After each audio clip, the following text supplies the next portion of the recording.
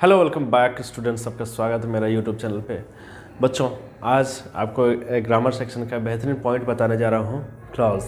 Clause को बताऊँगा, clause के पार्ट्स को बताऊँगा, क्लाउज को डिटेल से बताऊँगा। और ये आपके आने वाले एग्जाम्स में काफ़ी इससे सवाल रहते हैं, तो क्लाउज को आज समझ लेना बेहद ज़रूरी होगा। यार न केवल 8, 9, 10, 11, 12 के बच्चों के क्लास में में रहते हैं, बल्कि आगामी जो परीक्षाएं होने वाली है, प्रतियोगी परीक्षा, उसमें क्लाउज से सवाल रहते हैं। तो क्लाउज को समझना, उसके पार्ट्स को समझना ये बेहद ज़रूरी है। तो चलिए बिना समय गवाए हम लोग क्लाउज को समझते हैं। इसके पहले बता दूं, यदि आप चैनल पर नए हैं तो चैनल को ज़रूर से ज़रूर सब्सक्राइब करें और बेल आइकन को दबा दें। चैनल पे आपके लिए बहुत सारे वीडियोस बने हुए हैं। इंग्लिश आपके मजबूत कैसे हो, इसको लेकर के अब उन सारे वीडियोस को देखें। अपने दोस्तों को भी चैनल का लिंक भेजें और वीडियोस को शेयर करें। ज़्यादा से ज़्यादा शेयर करें, ज़्यादा से ज़्यादा सब्सक्राइब करें और ज़्यादा से ज़्यादा वीडियोस को देखें। तो चलिए बिना समय गंवाए हम लोग आज के क्लास को स्टार्ट करते हैं। सबसे पहले तो आपको क्लाउज का डेफिनेशन समझ लेना बेहद ज़रूरी होगा। तो क्लाउज का डेफिनेशन क्या है, आपको डेफिनेशन में समझाऊंगा और उसके पार्ट्स को समझाऊंगा। बहुत बारीकी से मैं आपको समझाने का प्रयास करूंगा। आप वीडियो को एंड तक देखना, कहीं जाना नहीं, वीडियो को पॉज मत करना, रोकना नहीं, इसको चलते रहने दो, आपकी अंग्रेजी मजबूत हो जाएगी। सबसे पहले तो क्लाउज का डेफिनेशन देखें हम लोग। A clause is a group of words. सबसे पहले इस भाग को समझ लें। A clause is a group of words, यानी क्लाउज जो होता है ग्रुप ऑफ वर्ड्स होता है। बहुत सारे वर्ड्स एक क्लाउज में रह सकते हैं। ग्रुप ऑफ वर्ड्स का मतलब हो गया कि बहुत सारे वर्ड्स एक साथ रह सकते हैं, which forms part of a sentence.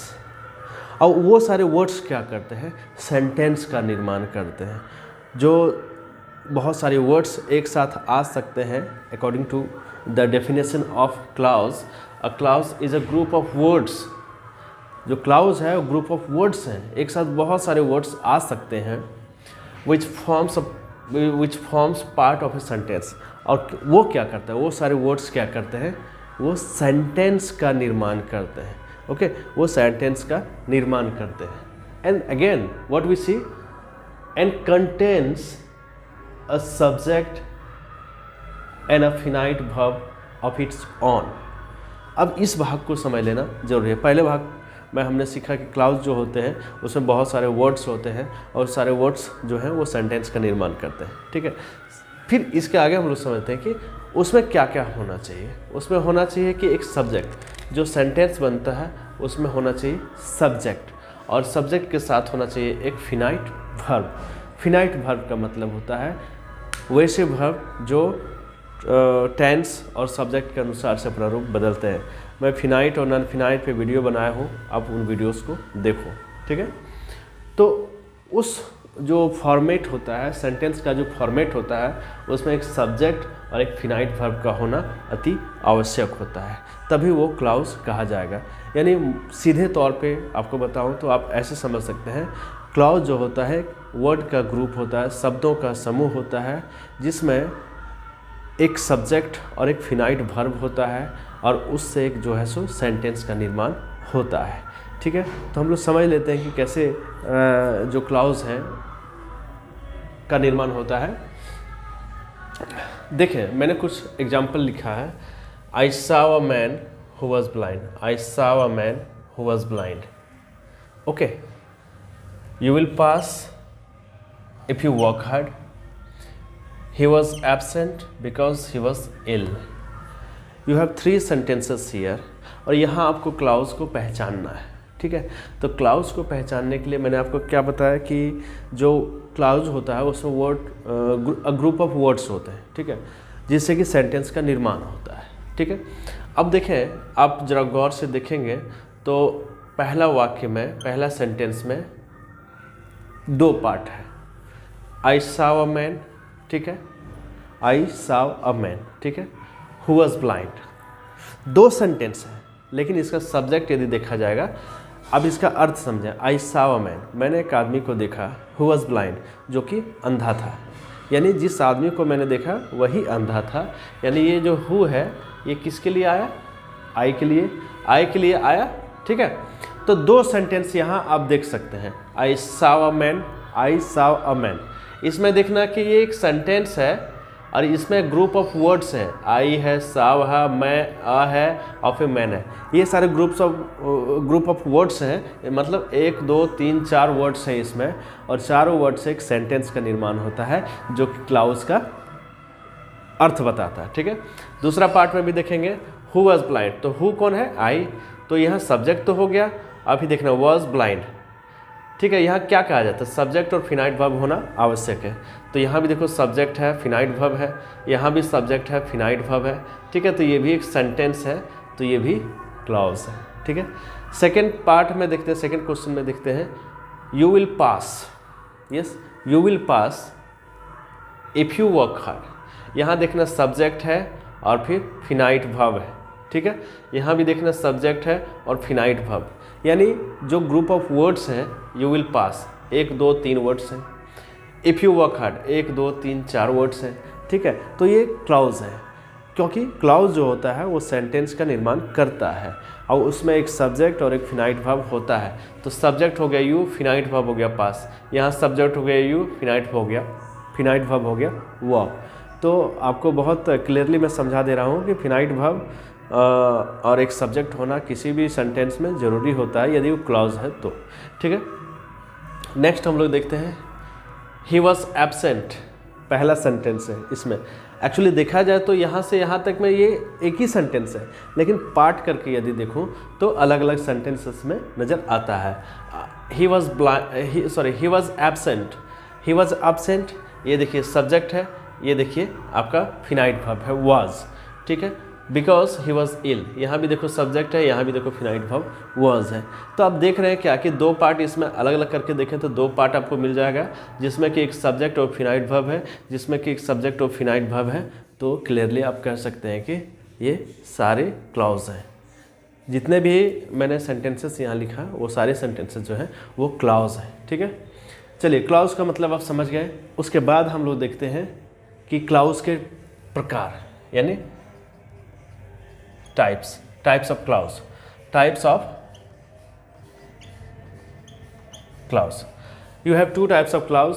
पहला आप देखें, नंबर 1, मैं इसको लिख करके रखा हूँ ताकि समय ज़्यादा न जाए। First one, principal clause, main clause, independent clause, यानी तीनों एक ही क्लॉज का नाम है। किसी एक का नाम बोलेंगे, मतलब कोई किसी एक शब्द को बोलेंगे तो समझ जाना कि ये तीनों एक ही है।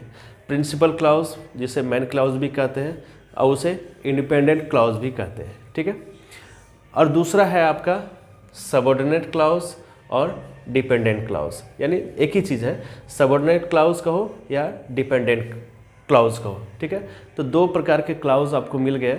पहला है प्रिंसिपल क्लॉज जिसे मेन क्लॉज भी कह सकते हैं, जिसे इंडिपेंडेंट क्लॉज भी कह सकते हैं, और दूसरा जो है सबऑर्डिनेट क्लॉज जिसे डिपेंडेंट क्लॉज भी कहते हैं। तो चलिए दोनों का बारी बारी से हम लोग अध्ययन करते हैं। ठीक है, सबसे पहले जान लेते हैं कि सबऑर्डिनेट प्रिंसिपल क्लॉज जो है, जिसे मेन क्लॉज और जिसे इंडिपेंडेंट क्लॉज भी कहते हैं, उसका अर्थ क्या होता है, उसको समझेंगे कैसे। इसको समझने के लिए सबसे पहले तो क्लॉज को हम लोग समझ गए।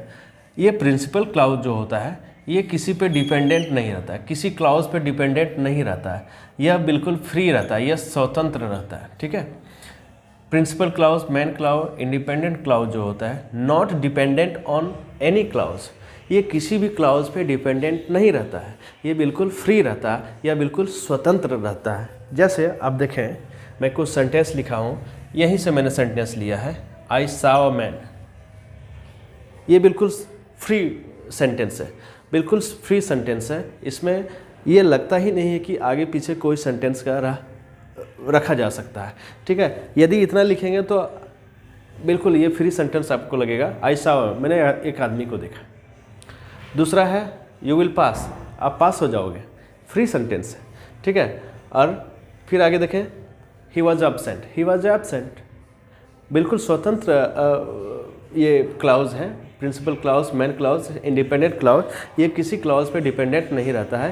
पा रहे हैं कि जो principal clause, main clause, independent clause है ये बिल्कुल फ्री है, क्योंकि इन सारे सेंटेंसेस को यदि आप लिखते हैं तो किसी सेंटेंस पे डिपेंडेंट होने का कोई भाव नज़र नहीं आता है। ठीक है, कोई भाव नज़र नहीं आता है। ठीक है, अब हम लोग देखेंगे कि जो सबऑर्डिनेट क्लाउज है जिसे डिपेंडेंट क्लाउज भी कहते हैं उसके बारे में। मैं एक बात बता दूं कि यहाँ principal clause, main clause, dependent clause को आप सिंपल सेंटेंस भी कह सकते हैं, सिंपल सेंटेंस भी इसे कह सकते हैं, क्योंकि ये तीनों सेंटेंस जो बिल्कुल स्वतंत्र है। अब चलिए देखते हैं कि सबऑर्डिनेट क्लाउज और डिपेंडेंट क्लाउज क्या होता है। ये जो है ये डिपेंडेंट होता है किस पे? प्रिंसिपल क्लाउज पे।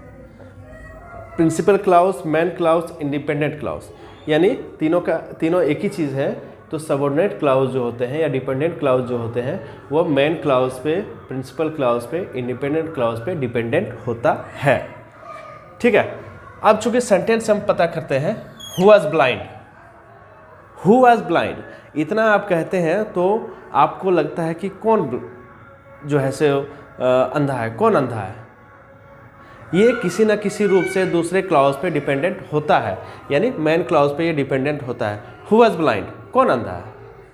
जिस आदमी को हमने देखा था वो अंधा है, यानी ये जो है निर्भर है किस पे? इस पे।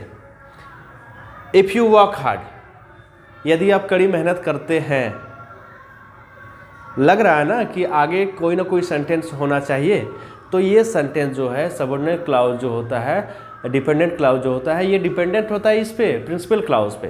तो if you work hard you will pass, यदि आप कड़ी मेहनत करोगे तो आप पास हो जाओगे। ठीक है, बिकॉज ही वॉज इल, अरे बिकॉज लग गया, क्योंकि वह बीमार था, क्योंकि वह बीमार था। लग रहा है कि आसपास कोई सेंटेंस होना चाहिए, क्योंकि वह बीमार था। तो क्योंकि वह बीमार था तो आगे सेंटेंस क्या हो सकता है, या इसके आगे पीछे sentence? Because he was ill, यानी he was absent because he was ill. यदि दोनों सेंटेंस को आप मिला देते हैं तो आपको लगता है कि सेंटेंस जो है पूरा हो गया, जो बातें बताई जानी होती है वो पूरा हो गया। यानी जो डिपेंडेंट क्लाउड है या सबऑर्डिनेट क्लाउज है वो डिपेंडेंट होता है principal clause, main clause, independent clause पे। और principal clause, main clause, independent clause जो होता है वो किसी भी क्लाउज पे निर्भर नहीं होता है, वो बिल्कुल स्वतंत्र होता है। और उस स्वतंत्र को हम लोग सिंपल सेंटेंस भी कहते हैं, उसे सिंपल सेंटेंस भी कहते हैं।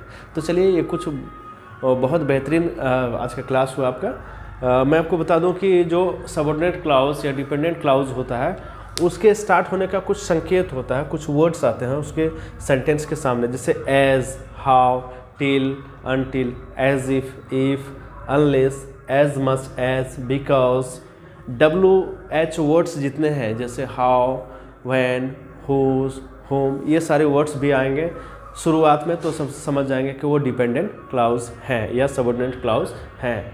बिफोर इत्यादि। मैं कुछ और वर्ड्स को मैं डिस्क्रिप्शन में दे दूंगा, जिससे आप समझ जाएंगे कि वो सारे वर्ड्स लगे रहते हैं सेंटेंस के सामने, तो वो जो सेंटेंस होता है वो डिपेंडेंट क्लाउज होता है, सबऑर्डिनेट क्लाउज होता है। ठीक है, और उसके जस्ट आगे वाला जो सेंटेंस होता है वो मेन क्लाउज, प्रिंसिपल क्लाउज या इंडिपेंडेंट क्लाउज होता है। ठीक है, तो बच्चों आज का क्लास कैसा लगा आप ज़रूर से ज़रूर कमेंट बॉक्स में बताना, और ऐसे ही बेहतरीन वीडियोज़ के लिए आप चैनल को ज़रूर से ज़रूर सब्सक्राइब कर लेना। Thanks for watching.